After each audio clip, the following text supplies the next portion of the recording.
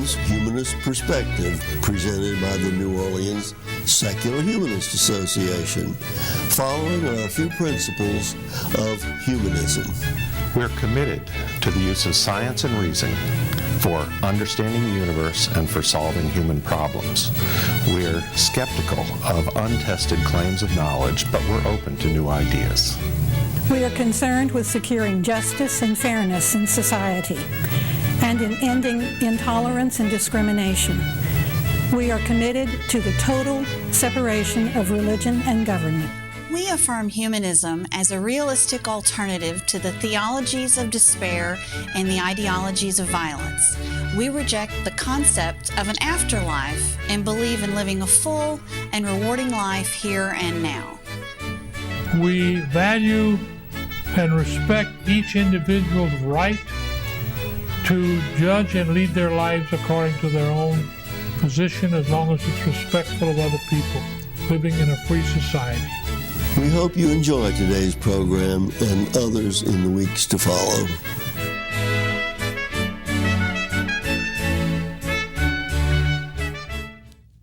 Hello and welcome to another episode of The Humanist Perspective. I'm your host for this evening, Jim Dugan. For more information about the New Orleans Secular Humanist Association, please visit our website at nosha.info. My guest this evening is Eugene C. Thomas. Mr. Thomas is an attorney in private practice here in the New Orleans area.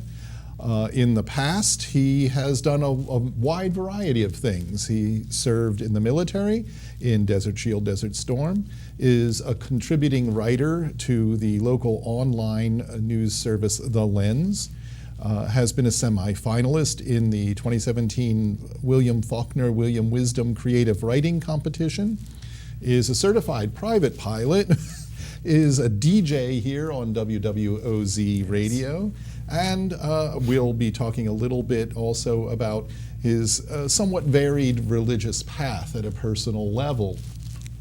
I'd like to start with you a little bit about your experience as a DJ at WWOZ. Can you tell us just a little bit about what you do there? Sure. I do a Sunday night radio program at WWOZ. It's called The Spirits of Congo Square, and it focuses primarily on African music, African-inspired music from various genres across the world, be it reggae, jazz, Negro spirituals, hip hop, blues, whatever form of music. I go across the board, and it's inspired on the name of Spirits of Congo Square comes from Congo Square here in New Orleans, as a place of its contribution to the world of jazz and the world of music, as a place where slaves were allowed to congregate on Sundays and play music, among other things. So that's the impetus of the show. And I've been there for about 14 years, and I've been doing this particular show for, I would say, 8 years now. And it's each Sunday from 8 p.m. to 10 p.m. That's quite a bit of time to be doing that. And you're selecting your own music. Yes. So yes. You must be investing quite a bit of time in exploring the music that fits into the categories that you're interested in. Yeah, I mean, I have a pretty vast library in many formats, be it vinyl, CDs, cassettes, and even nowadays with the digital media. I have access, and then we have a massive library at the studio too. So I've accumulated a vast amount of my personal musical library that I share. I mean, I started doing radio as a college DJ when I was in college, so that was almost 25, 30, close to 30 years of radio DJing. All volunteer, not paid, of course, so yeah. And now, speaking of school, so one of the things you did in school was study law. Yeah. So if being a DJ isn't enough, and accumulating a vast library of music and selecting your genres and investigating all that, you're a practicing attorney here in New Orleans as well. Yes. Mm-hmm. And in the past, you've been involved in some interesting cases.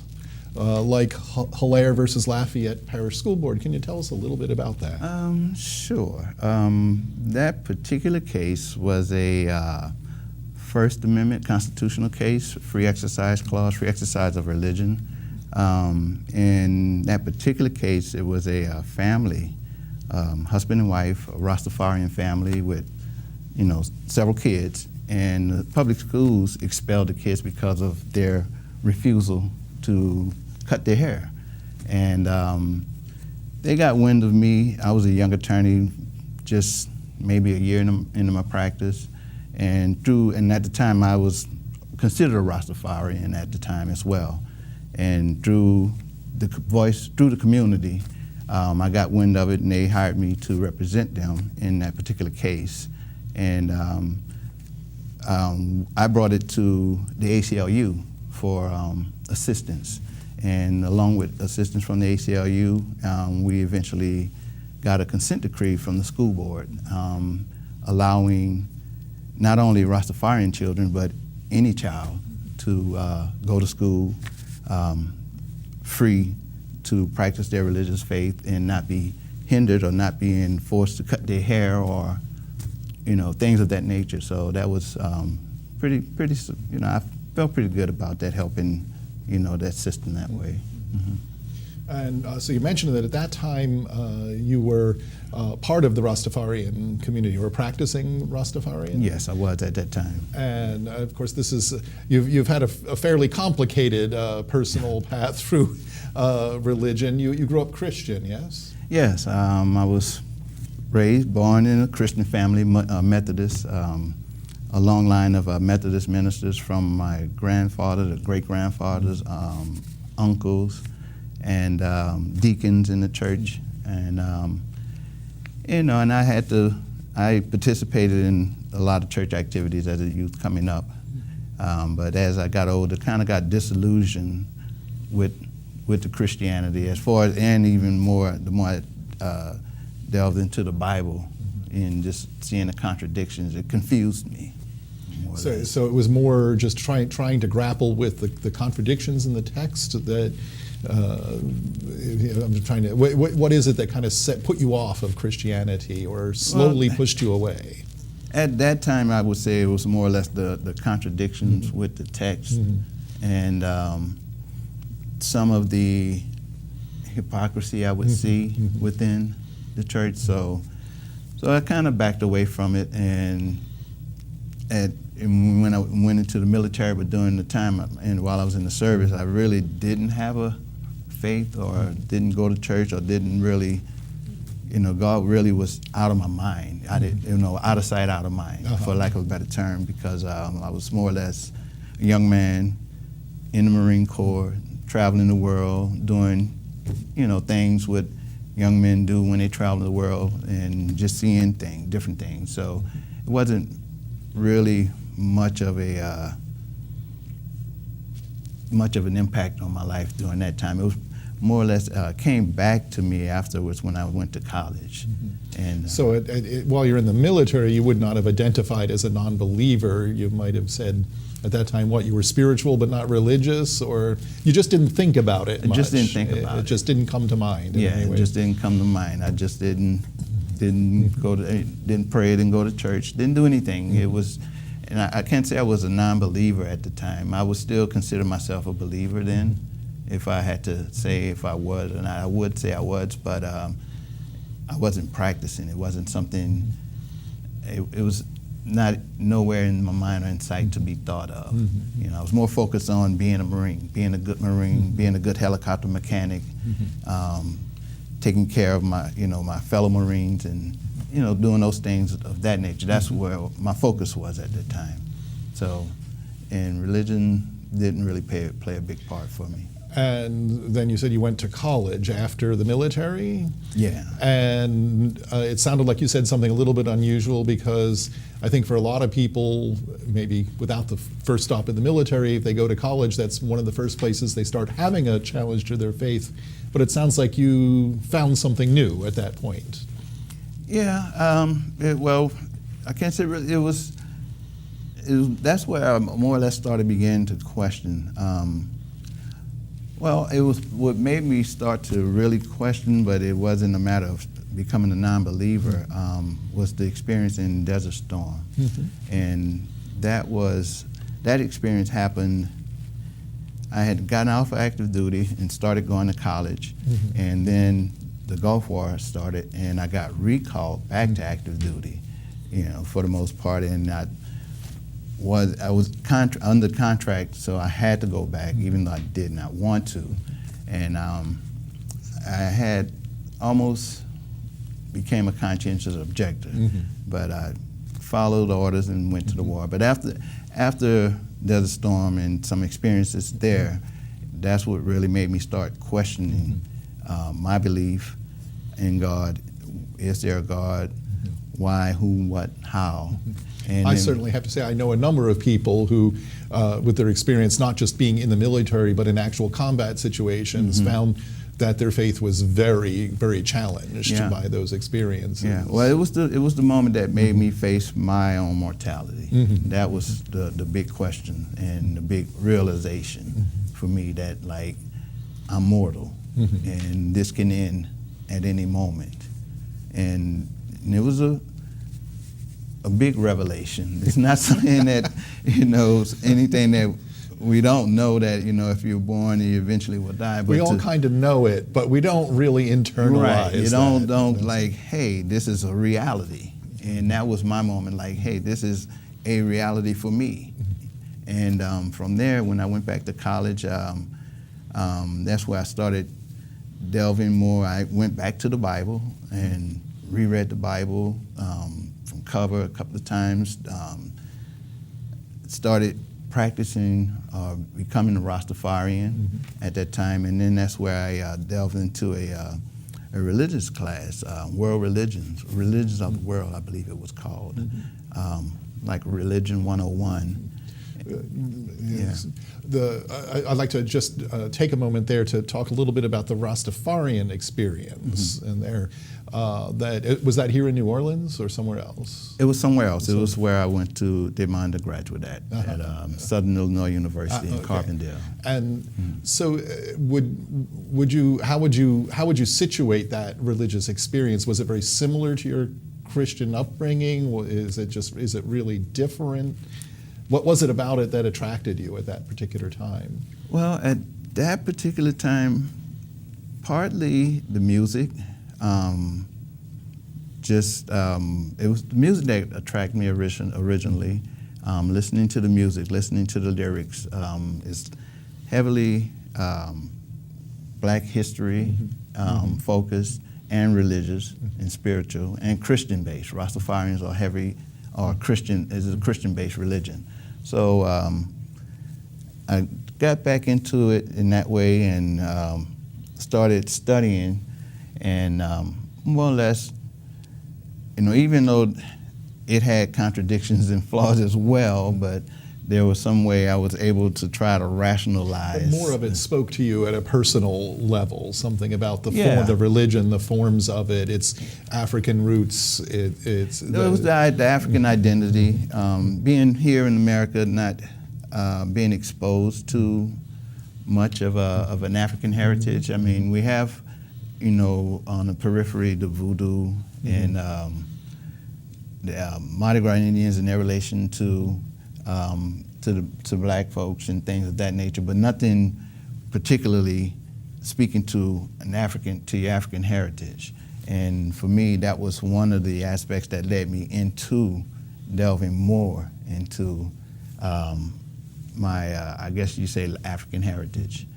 And you already then, you mentioned now that you're a DJ and you have this gigantic musical collection, so which came first? You already were very deeply immersed in that music and that's part of what dragged you into Rastafarianism, or is it the other way around? Does the music you use now flow out of your Rastafarian experience? The music I use now flow out of the Rastafarian. It flow out of just my music experience in general, because also I played music from around the world, from the African continent as well, various countries as well. But yeah, it flows from the experience as a Rastafarian. And so how long were you practicing Rastafarianism? Not too, because I would say I can't really put a number of years on it because it ebbed and flowed into my studies of what is known as Ifa, which is a Yoruba-based religion, the Yoruba people of Nigeria, and that's so I kind of.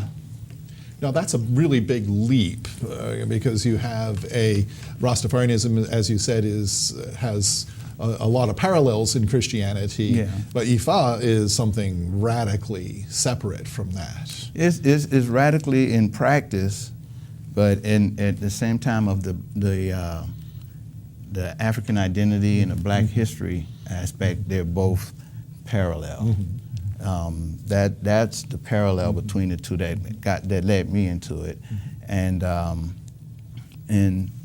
so that was the connection of it, and then started traveling. I started reading more into the Yoruba history and into the slave trade, and finding that quite a bit, a high percentage of the slaves that were brought over were of the Yoruba descent, looking at the spread of their religion through Santeria, Candomblé, Lukumi. Those are spin-offs of Ifa and the Yoruba people here in the West.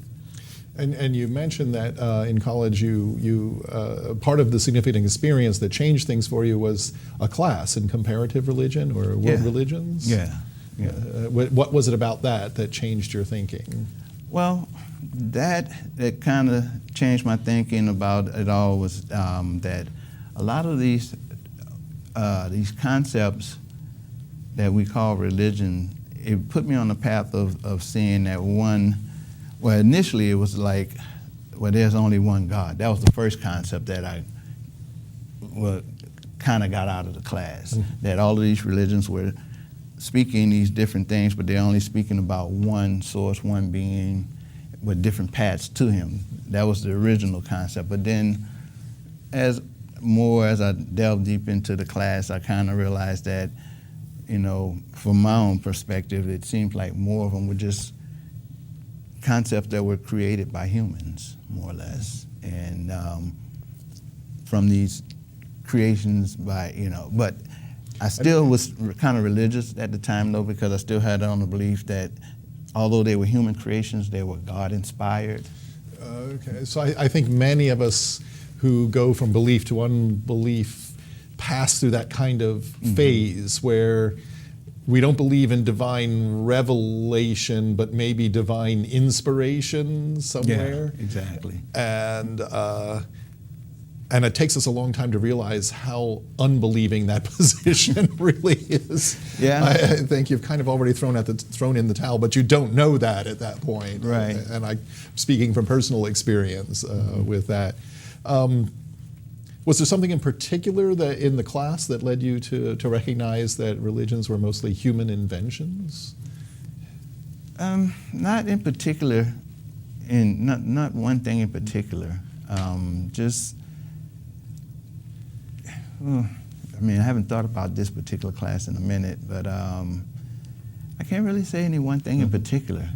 Just the similarities of the stories, and then going back into reading about the stories of the Sumerians and their stories of creation and the similarities between those and even the Greek, some of the Greek myths and the similarities.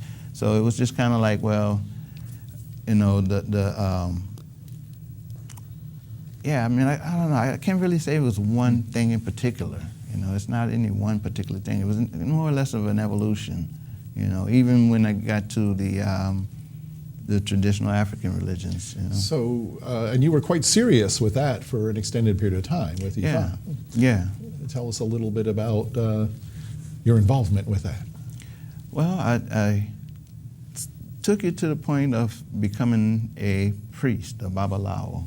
I just started, like most of the things, I was just reading, studying, trying to find out who, what, where, how, what is this force they call God, and going back more or less to seeing what the quote unquote pagan religions were like. And with Ifa, it was a pretty long journey, close to 20 years of study. Traveled to Cuba studying. I've been going back and forth to Nigeria, and eventually getting initiated into the priesthood. So yeah, it was pretty hands-on. And what is that study like? Is it do you work with a mentor? Is it book study? What? No, it's a little bit of book study, but it's more or less working with mentors and working with other priests in the area here, or collaborating. It's similar to, for lack of a better explanation, I would say it's similar to like some of the rituals that's contained within voodoo. You know, there's actual sacrifices and things of that nature. Some folks would say they're, cruelty to animals. So, yeah, it was pretty hands-on type. So we were very fascinated with that for an extended period of time, very seriously involved, but somehow started to move emotionally away from that as well. Yeah, well, with travels to Nigeria and here in the U.S., but a couple of things that stuck out to me that really made me question that whole aspect of my life and more to non-belief was being there in Nigeria and seeing a massive amount of poverty. And then at the particular temple where I studied, it was this very immaculate, real nice compound, but outside the walls, it was, very impoverished. And it kind of reminded me of the same thing of some of the preachers here. You would say the mega churches and the preachers who make millions and a lot of money, but yet you look outside of the church and around the communities and people are still suffering, but the preachers are held up high. And it was kind of like that when I started seeing more of that, or I would say acknowledging that truth there, that it was the priests who were the elite and the rich, had the money and the wealth, and while many of the masses lived impoverished and went without. And so what was the process like of gradually disconnecting from that religion? It was a painful process, like I say, some people come to non-belief through just a pure logic and reason aspect. I mean, and just look at the logic, the reason, the science, and it's impossible to conceive of a super deity. Others come to it through experiences and through questioning, and I kind of came through it through the latter part, questioning and wondering why these things are this way. If there's a deity or these particular angels who are supposed to control man or help man in these aspects of life, but yet nothing is still changing. Man and people are still suffering.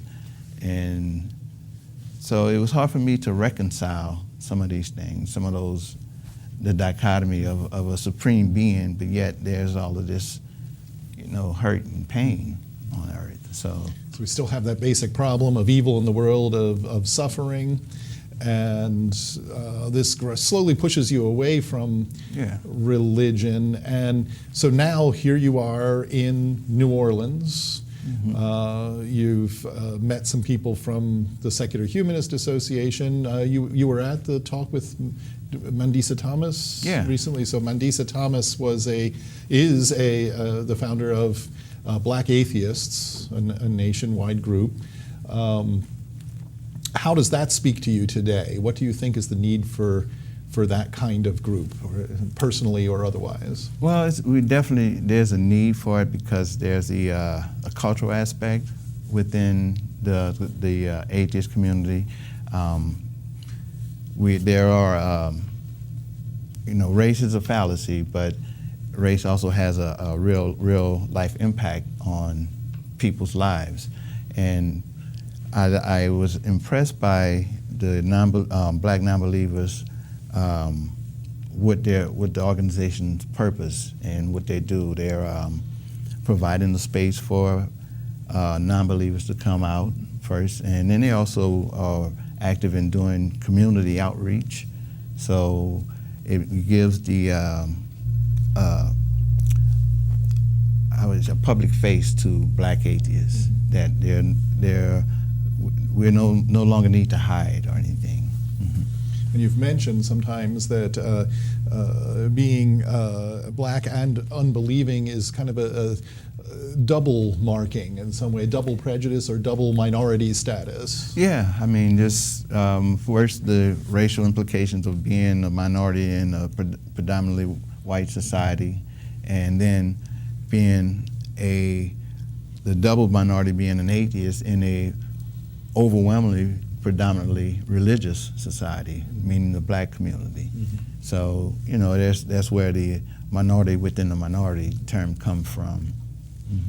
So if you were to form a group like that here in New Orleans, what would you like to see that group do? Following the footsteps in the national group. More visibility for black atheists, and more community outreach, and help mend some of the gaps within society and within the atheist community and within society in general. And do you think that's something achievable here in New Orleans? How big do you think your audience is going to be? I would say not in my lifetime, but but considering that the increase of nuns on the national level is increasing, I believe there's hope. There's more. I'm seeing more black people who are acknowledging, even if not publicly, but being acknowledging non-belief. Yeah. We have just about a minute left. On your when you're DJing on your program, you have a closing that you use very often with that. What is that? I close my show out with my name, Baba Geno. Be nice, do something nice for somebody somewhere, help make this world a better place. That sounds like a positive humanist statement, right? You don't have to be religious to be good or be nice to people, right? Right. And do you still go by Baba Geno sometimes? Yes. And that Baba is a title you got from your experience in Ifa? Yes. And you're still going to hold on to that for a while? Yeah, I'm gonna hold on to it. I mean, I like the title. Baba is short literally means father, but it's short for Babalawo, father of the secrets. Father of the secrets, I like that. Eugene Thomas, thank you so much for being with us this evening.